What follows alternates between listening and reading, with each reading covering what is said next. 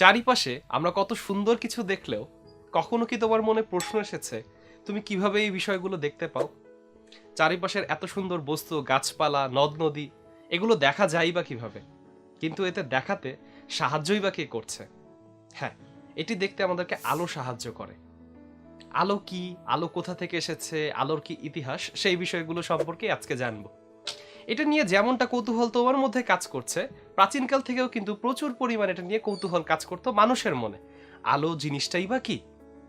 যেমনটা গ্রিকদের সময় টলেমি এবং তার সমসাময়িক যারা দার্শনিকরা ছিলেন, তারা চিন্তা করতেন আলো হচ্ছে এমন এক ধরনের তরঙ্গ কিংবা বস্তু হতে পারে যা কিনা মানুষের চোখ থেকে বের হয় এবং যেই বস্তুটাকে আমি দেখতে চাচ্ছি তার উপর গিয়ে পড়ে, ঠিক তখনই বস্তুটাকে দেখা যায়।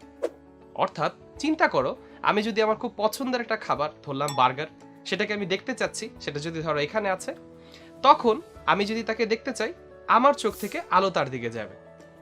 এই বিষয়টাই তখন তারা থিওরি হিসেবে দেওয়া শুরু করেছিল। সমস্যা হয়ে গেল যদি তুমি এটা দিনের বেলা কাজ করে, কিন্তু রাতের বেলায় আমার তো ঠিক সেইভাবেই দেখতে পাবার কথা, কিন্তু রাতের অন্ধকারে কিন্তু আমি এই বার্গারটাকে দেখতে পাই না। এই থিওরিটা যখন রাত্রেবেলা কাজ করছিল না, ঠিক তখনই বোঝা যাচ্ছিল এই থিওরিতে কোনো সমস্যা আছে। ঠিক এই সময় একজন মুসলিম বিজ্ঞানী হাসান ইবনে হাইসাম তার বিখ্যাত বই কিতাবুল মানজিরে এই ভুল তথ্যটাকে সংশোধন করে নতুন একটি তথ্য দেন, যে তুমি যদি কোনো বস্তুকে দেখতে যাও ঠিক তখন কিভাবে এই থিওরিটা কাজ করে। তার মতে আমি যদি কোনো বস্তুকে দেখতে চাই, সবার আগেই প্রয়োজন একটা সোর্স কিংবা একটা উৎস যে কিনা আলোর সাপ্লাই দিবে। ঠিক যেমনটা ধরে নেই আমি এখানে একটা ফুলকে দেখতে চাচ্ছি, তাহলে সোর্স হিসাবে আমি ধরে নিলাম যেখানে সূর্য আছে, সেই সূর্য থেকে আলো প্রথমে সোর্সে আসবে, ঠিক সেই সোর্স থেকে যখন আলোটা আসছে এই ফুলে আসছে এবং ফুলে আলোটা ধাক্কা খেয়ে আমার চোখে আসবে, ঠিক আমার চোখে আসার পরে আমি এই বস্তুটাকে দেখতে পাবো। ঠিক এইভাবে খুব চমৎকারভাবে একটা থিওরি স্টাবলিশড হয়ে গেল এবং এটা রাতে এবং দিনের সব ক্ষেত্রেই ঠিকমতো কাজ করছিল। কিন্তু এরপরে প্রশ্ন জাগলো যে আমি যে দেখছি, আমি কিভাবে দেখতে পাচ্ছি? এখন এসে আমরা জানতে পারি এই দেখাটা কাজ করে ঠিক তখনই যখন এই ফুল থেকে চোখের মধ্যে আলোটা আসছিল, সেই আলোটা আমার চোখের মধ্যে রেটিনায় যেয়ে পড়ে এবং রেটিনায় যেয়ে পড়ার পরে মস্তিষ্কে দেখার একটা অনুভূতি সৃষ্টি করে। সেই অনুভূতি থেকে আমি দেখতে পারি সেটা হচ্ছে গিয়ে একটা ফুল। ঠিক যেমনটা যদি বলি আলো কি, তাহলে আলো হচ্ছে এমন এক ধরনের শক্তি কিংবা বাহ্যিক কারণ যা আমাকে দেখার অনুভূতির সৃষ্টি করছে। এরপর একটা তথ্য চলে আসলো যে আমরা কিভাবে সত্যিকার অর্থে আলোটাকে দেখতে পারি এবং এর উৎপত্তিটাই বা কিভাবে ঘটে। এটা একটা ইলেকট্রন তত্ত্ব হিসেবে আমরা এটা দিতে পারি। কেমন? যেমনটা ধরো তোমরা কেমিস্ট্রিতে পড়েছো, কোন একটা পদার্থকে যদি আমরা ভাঙতে থাকি এক পর্যায়ে পরমাণু চলে আসে, পরমাণুকে ভাঙতে থাকলে ইলেকট্রন, প্রোটন, নিউট্রন চলে আসে।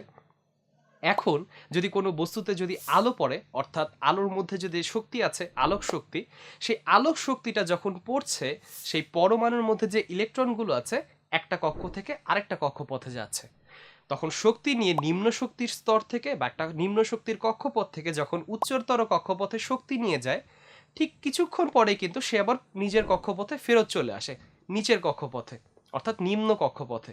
তখন যে শক্তিটা ছিল তার আগের, যেটা সে পেয়ে উপরে উঠেছিল, তখন কিন্তু তা নিঃসরণ করে দেয়।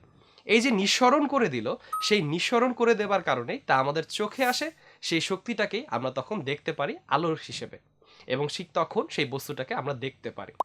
যদি একটা এক্সপেরিমেন্ট দিয়ে ব্যাখ্যা করা যায় খুব চমৎকারভাবে বোঝা যায়। চিন্তা করো এমন একটা রুম আছে যেখানে বিভিন্নভাবে কাঁচ লাগানো আছে। এই কাঁচ লাগানোর মধ্যে আমি এর মধ্যে একটা সোর্স হিসেবে আলো পাঠাচ্ছি, ধর একটা টর্চ লাইট দিয়ে আলো পাঠাচ্ছি। এই টর্চ লাইট দিয়ে আলোটা পাঠানোর কারণে এমন একটা অবস্থার সৃষ্টি হলো যে আলোটা এমনভাবেই ঘুরছে যে এমন অবস্থায় আমি সোর্সটাকে সরিয়ে নিয়ে যাচ্ছি, কিন্তু আলোটা এর মধ্যে বিদ্যমান আছে। এমন যদি কোনো একটা অবস্থা ক্রিয়েট করা যায় এবং ঠিক তখন সেই রুমের মধ্যে যতগুলো অণু, পরমাণু অর্থাৎ বাতাসের কণিকা আছে সেগুলোকে সরিয়ে ফেলি এবং আমার যে সোর্স ছিল তাকে সরিয়ে ফেলি, তখন কিন্তু আমি কোনো আলোই দেখতে পাবো না। কিন্তু এই অবস্থায় যদি আবার আমি ধুয়ো দিয়ে পুরোটা রুম ভরিয়ে দেই, ঠিক তখন আমি আলোটাকে আবার দেখতে পাবো। তার মানে বোঝা যাচ্ছে এই যে আলো যে দেখতে চাচ্ছি তার জন্য আলো ধাক্কা খেয়ে আমার চোখে ফিরে আসা এবং রেটিনা থেকে মস্তিষ্কে যাওয়া কিভাবে কাজ করছে, এবং পরমাণুর ক্ষেত্রেও যে ইলেকট্রনের এক জায়গা থেকে আরেক জায়গায় সরে যাবার ক্ষেত্রে আমি যে দেখতে পাচ্ছি আলোর প্রতিফলনে কিভাবে ভূমিকা রাখছে।